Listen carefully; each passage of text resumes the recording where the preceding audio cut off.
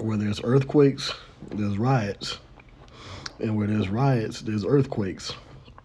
I want to start off by giving praises, glory, and honors unto Yahweh, by Hashem Yahushua, by Hashem Kakodash. Double honors to the apostles, elder bishops of Great Millstone. Peace and blessings to the 144,000, the rest of the whole elect out there, men, women, and children. This is your brother, the preacher, Zion from GMS Atlanta, back with another edifying video. And when there's earthquakes, there's riots. There's uproars of the people. And that's coming from the Apocrypha. When you read 2nd Ezra, the 9th chapter. All right? And verse 3. Which says here, therefore, when there shall be seen earthquakes and uproars of the people in the world, then shalt thou well understand that the Most High spake of those things from the days that were before thee, even from the beginning. So what we're seeing is an increase in the amount of earthquakes that are happening in different places around the world, and an increase in civil unrest and protests, which is a sign of the end. Okay? Uproars of the people. It says, for like as all that is made in the world hath a beginning and an end, and the end is manifest. So when you see earthquakes, when you see uproars, right? Now, when you go back here to the top, this is the angel speaking to Ezra. It says, he answered me then and said, measure thou the time diligently in itself. How do you measure time? The times that we're living in. It says, and when thou seest part of the signs pass, which I have told thee before. So there are signs to let us know what time we are in. Which, speaking before, as the Heavenly Father said down here in verse 4, the Most High spake of those things from the days that were before thee. That's prophecy, where you can speak things before they happen, and the Heavenly Father gives that inspiration to the prophets of Yasha'Allah, the prophets of Israel.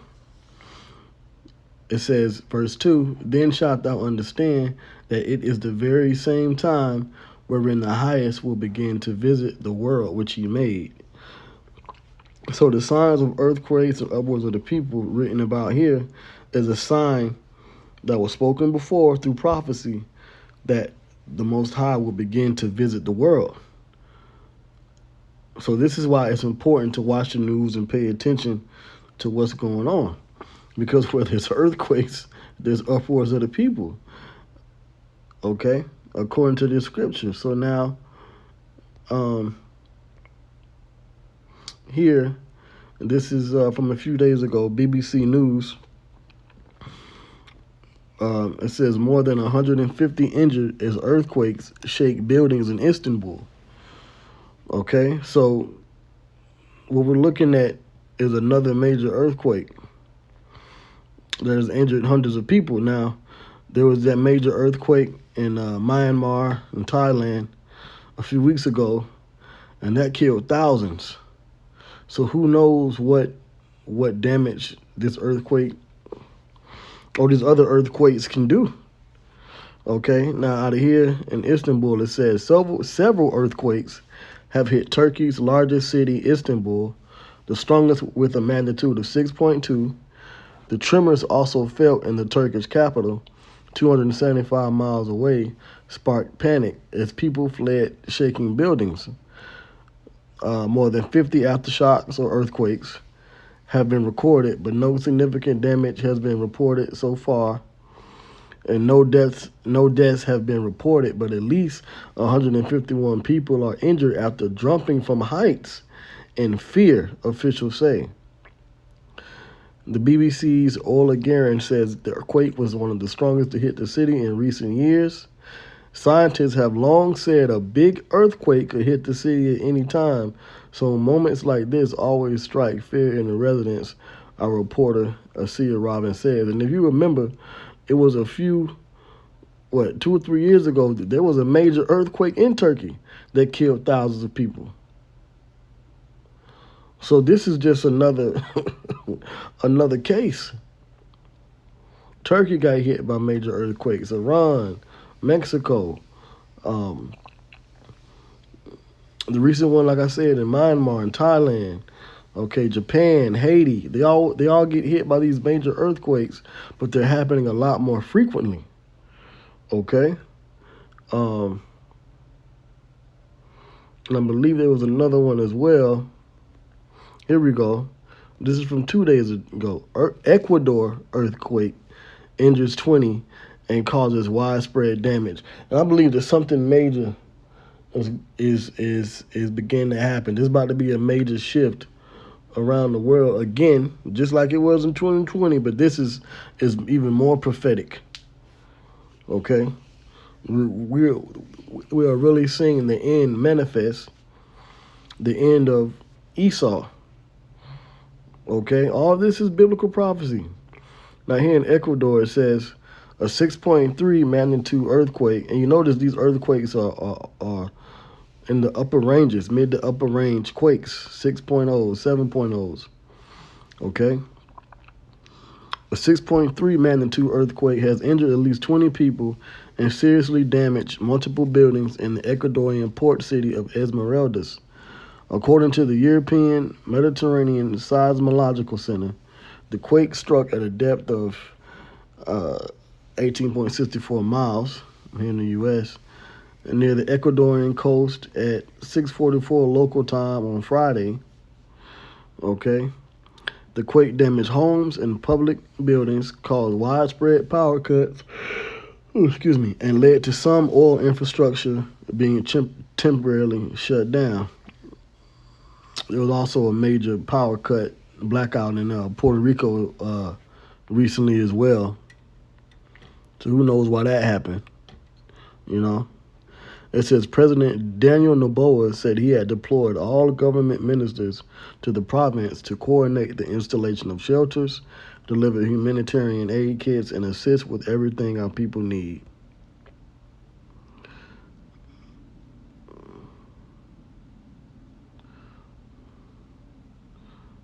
So the oil companies had to shut down. Ecuador's national oil company, Ecuador, said they briefly suspended operations at its refineries in Esmeraldas. That's where the quake hit. So, we're living in time of prophecy, right? Now, where the uproars of the people come in at, this is also, okay, this is from the North Africa Post. Okay, Tunisia. Right, this is right, North Africa Post out of Tunisia. It says Tunisia, police civilians clash amid unrest in Mazona. There's also protests of the people in of course, these Gaza protests. That's prophetic as well. Okay, from the Middle East to Europe to here in the U.S., lots of protests are happening, but they're not putting this. They're not putting this type of stuff on the mainstream news. Only when it benefits their narrative and they can control the talking points. Okay, but there's things happening around the world. So this is why. See, when you're in the truth, you have to develop a macro perspective, not a local perspective. I mean, that's important, that counts, but you really got to develop a macro global perspective because the Lord is dealing with prophets to the nations. Okay, we're not just prophets to black Spanish and Native Americans in the ghettos and in the urban areas and in the cities in America or wherever you're at. No, we're prophets to the other nations too, the other countries. Matter of fact, let me show you. Because we're living in a time where we have to be watching and prophesying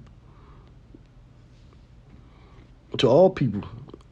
All right, is an end, about the end. This is Jeremiah 28:7. Nevertheless, hear thou now this word that I speak in thine ears and in the ears of all the people. The prophets is the point, verse 8. The prophets that have been before me and before thee of old, so all the ancient prophets and the ones now, prophesy both against many countries, not just America, not just Babylon the Great. All right? That's the main focus. But there's other things that are happening around the world that show as a sign, and there's signs that we're in the end of the rulership of Esau. Remember Esau, the Edomites, which are the so-called Caucasians or white people, that whose line goes back to Esau, Edom, because some of them go back to Israel as well, and other nations. You know, all the nations have been mingled together. The genetics. You could look like any one of the other nations, but you can be an Israelite, but you can also be of another nation too. Especially if your spirit doesn't click with this truth, you might be what the scriptures call a tare, which looks like wheat, but it's not. So you might look like an Israelite, but you might be a Moabite. But here's the point. The point is we prophesy against many countries, as it said here, and against great kingdoms of war and of evil and of pestilence. So this is why we, speak on these world events. You got to have a macro level of understanding and perspective, not just in your hood, in your neighborhood. Okay? And the internet does the heavy lifting when it comes to who we're speaking to. Okay? The World Wide Web is just that. It's worldwide. We don't need a jet set and get on a plane and travel to different countries and set up schools, that are under the government. No, all we have to do is preach this word where we're at, and the elect will hear. So now back here, out of Tunisia, it says here, clashes were reported between protesters and police in the town of Mizuna in Tunisia's Sidi Bouzid governorate after 3 students were killed following the collapse of a school wall. Now, Tunisia's in North Africa, okay? Widespread public anger was sparked by the incident, and demonstrations were held, according to sources cited by Al-Quds Al-Arabi. In a similar situation, they're protesting in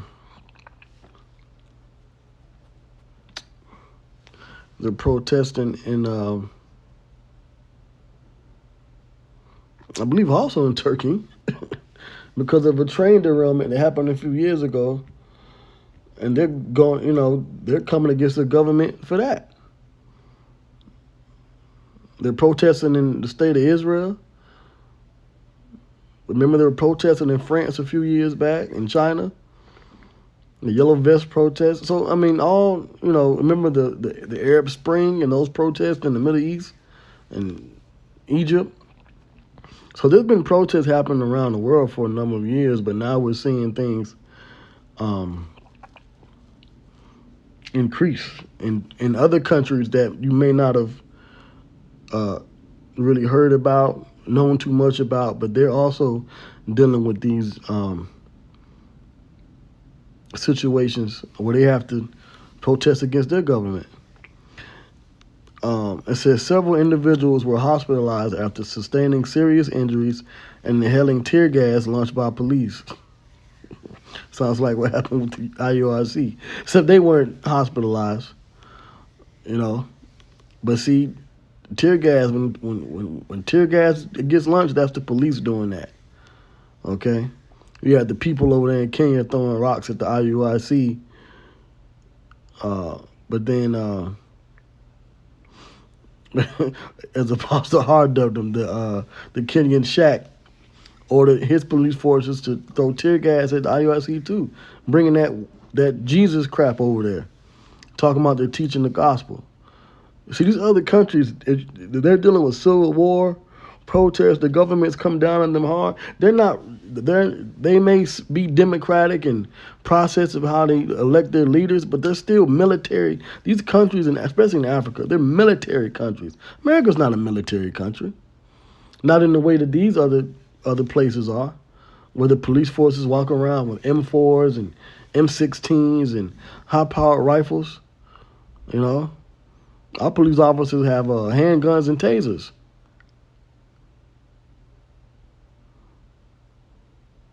But these other countries, you think you're going to go over there and yell at them people and think you're going to bring um, your way of the gospel to them? Nah. So this is what types of situations are happening over there in these other countries, right?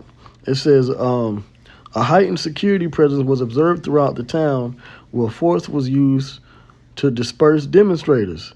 Yeah, they use force over there.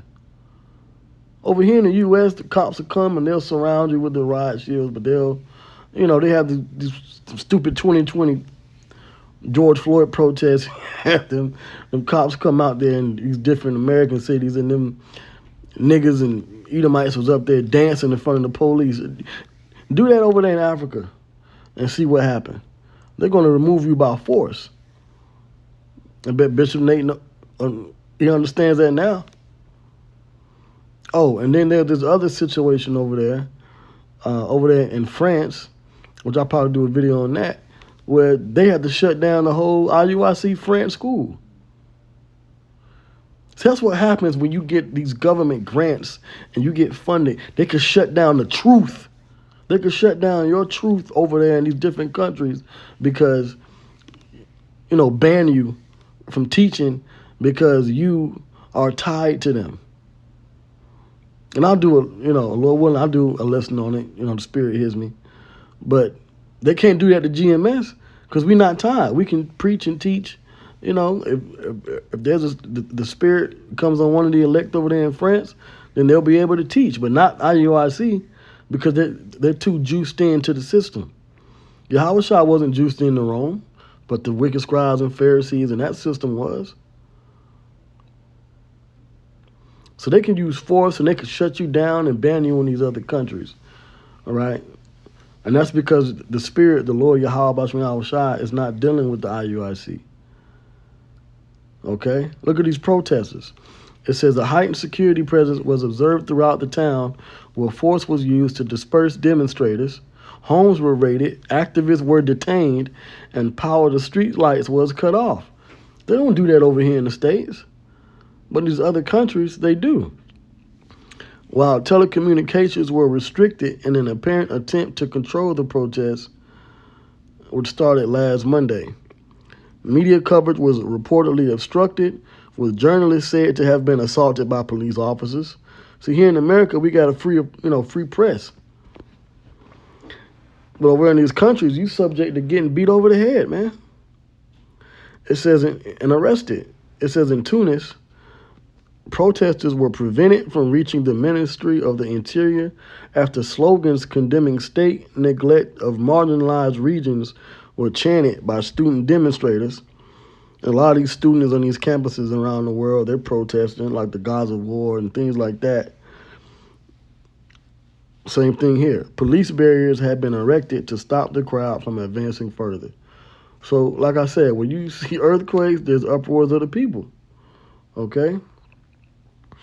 It's Matthew chapter 24:7. For nation shall rise against nation and kingdom against kingdom, and there shall be famines and pestilences and earthquakes in diverse places. All these are the beginning of sorrows. So that's the time we're living in. Sorrow. Okay? Which is a sign of the end of this world. Okay? When you go into Luke, the 21st chapter, okay? And I'm going to get this in the Amplified Bible because it gives you more context to the verse, all right? This is Luke chapter 21 and verse 9. I'm sorry. Here we go, Luke 21. in verse 9 in the Amplified Bible. It says, when you hear of wars and disturbances, and this is Yahweh Shah speaking, right? Now, what are the disturbances? Civil unrest, revolts, uprisings, which are what? Protests and uproars of the people. Do not panic, for these things must first take place, but the end will not come immediately. And that's why we're still waiting. We're still able to see these things and report and prophesy about them. Okay? Things to come. Then Yahweh Shai told them, nation will rise against nation and kingdom against kingdom. This is the same thing I read in Matthew. There will be violent earthquakes. All right? And we're seeing that. Really, a lot more earthquakes are happening now. Okay? And in various places, famines and deadly and devastating pestilences, plagues, epidemics. You know, the whole world should know about that. And there will be terrible sights and great signs from heaven. So, you know, this is all prophecy. Like I said, you go to the news, you see these things happening, right? You hear about clashes and riots, taking place. You hear about these major earthquakes, right? Here out of Istanbul is a recent one. Okay, Ecuador is also recent. All right. When you hear about these things, you just watch the news and, oh man, wow, that's so sad. But you're not understanding. And I'm not talking about the elect, those of you that understand. I'm talking about, the world at large. They hear these things, but they don't know or understand that it's all pertaining to Bible prophecy, and it's a sign of the soon coming and return of Yahweh Shai.